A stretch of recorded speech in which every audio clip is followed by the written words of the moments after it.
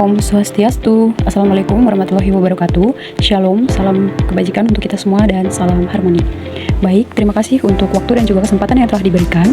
Pada kesempatan kali ini, saya akan mempresentasikan mengenai ujian akhir semester mata kuliah Statistika Dasar dengan dosen pengampu Bapak Wayan Eka Paramarta, SPD MPD. Sebelum melanjut pada presentasi, izinkan saya untuk memperkenalkan diri. Nama saya Tifora Banjarnahor dengan NIM 2511011075. Saya dari kelas D BK semester 2. Baik. Selanjutnya ada soal nomor 1, uji sis kuadrat 2 kali 3. Pertama, untuk memecahkan permasalahan, kita merumuskan hipotesis. Hipotesis 1, HO, di mana tidak ada hubungan antara jenis kelamin siswa dengan kategori kedisiplinan belajar. Yang kedua, H1, ada hubungan antara jenis kelamin siswa dengan kategori kedisiplinan belajar. Kemudian, kita mengumpulkan data dummy yang ditentukan dengan total sampel N sama dengan 80 siswa. Diambil dari rentang 50 hingga 100 dengan distribusi tidak seragam sebagai berikut. Yang pertama ada laki-laki dengan jumlah pada rendah yaitu 15, sedang 12, tinggi 8, total 35. Selanjutnya ada perempuan, rendah 8, sedang 22, tinggi 15 siswa, totalnya ada 45 siswa.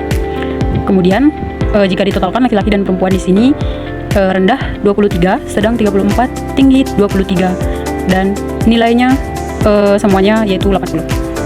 Nah, jadi pada tahap berikutnya kita melakukan perhitungan frekuensi harapan atau disingkat dengan FE dengan rumus FE sama dengan total baris kali total kolom per N. Yang pertama menentukan sel 1 atau FE1 yaitu laki-laki rendah dengan rumus dengan pemecahan FE sama dengan 35 dikali 23 yaitu totalnya ini total dari laki-laki tadi 35 dikali dengan total rendah laki-laki dan perempuan 23 per N atau 80 dengan hasil 10,063.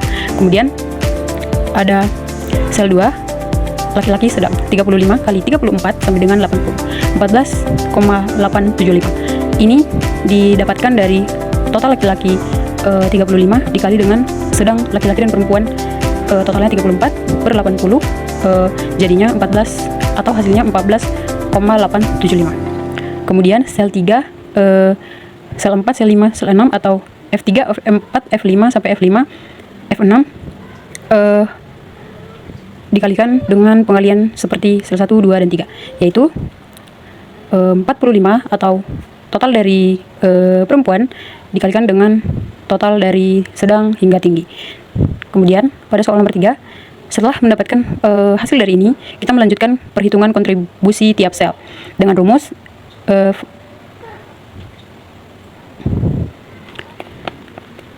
A kurang FE kuadrat per FE, yaitu pertama membahas FE atau sel 1. 15 kurang 10,063 kuadrat per 10,063. Ini dapatkan dari hasil yang sudah dikalikan kemudian dibagikan ke 80 di soal nomor 3. Kemudian dilanjut dengan sel 2, sel 3, sel 4, sel 5 didapat dari hasil perhitungan di nomor 3 hingga sel ke-6 yaitu di sini pada bagian ini. Nah, kemudian setelah kita mendapatkan hasil dari soal nomor 4, kita lanjut dengan menghitung X kuadrat hitung. Dengan rumus X kuadrat sama dengan FO kurang FE kuadrat per FE. X kuadrat hitung sama dengan 2,422 ditambah 0,556 ditambah 0,423. Hasil ini didapatkan pertambahan ini didapatkan dari hasil di nomor 4. Hasil di nomor 4 ini seluruh hasilnya ditambahkan untuk mendapatkan perhitungan X kuadrat. Nah, setelah itu kita mendapat hasil yaitu 4,829. Setelah itu kita menentukan derajat bebas disingkat dengan DB. DB sama dengan baris kurang 1 dalam kurung kolom kurang 1 sama dengan 2 kurang 1 dalam kurung 3 kurang 1 sama dengan hasilnya adalah 2. Selanjutnya kita menentukan X kuadrat tabel. Tadi kita sudah menghitung X kuadrat hitung, kemudian menentukan DB, sekarang kita menentukan X kuadrat tabel. Pada syarat signifikan A, yaitu 0,05 dan DB sama dengan 2, berdasarkan tabel distribusi C-square dari sumber buku statistika terapan Prof. Dantes, yaitu X kuadrat tabel sama dengan 5,992 dari hasil perhitungan tersebut. Setelah itu, kita melakukan perbandingan dan keputusan uji banding nilai. X kuadrat hitung sama dengan 4,823 lebih besar dari X kuadrat tabel dengan hasil 5,991. Maka H0 diterima atau gagal menolak H0. Kemudian dari hasil tersebut maka dapat dihasilkan kesimpulan dan interpretasi BK. Kesimpulannya adalah tidak terdapat hubungan yang signifikan antara jenis kelamin siswa dengan kategori kedisiplinan belajar pada taraf A, yaitu 0,05. Di sini saya dapat menginterpretasikan hasilnya yang dimana hasil ini menunjukkan bahwa tingkat kedisiplinan belajar siswa mau baik, rendah, sedang, atau tinggi tidak dipengaruhi secara nyata oleh faktor jenis kelamin. Konselor sekolah dapat merancang program bimbingan layanan belajar atau manajemen kelas. Tidak perlu membeda-bedakan pendekatan berdasarkan gender siswa, melainkan berfokus pada faktor eksternal dan internal personal individu lainnya. Sekarang saya masuk pada soal nomor 2, uji T1 sampel. Yang pertama ada perumusan hipotesis. Dengan adanya penetapan nilai hipotesis, jumlah pernyataan kuesioner yaitu 25 item dengan skala skor 1-4, skor maksimal ideal 25 kali 4 sama dengan 100. Nilai yang diuji standar capaian sekolah 75% dari data-data ideal.